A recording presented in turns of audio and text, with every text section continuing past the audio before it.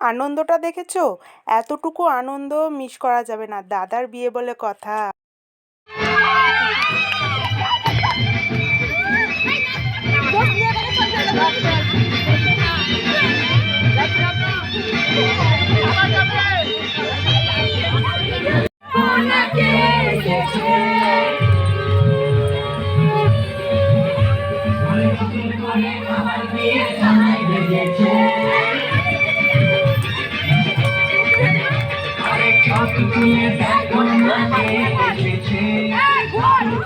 আবার বিয়ে জানাইবে।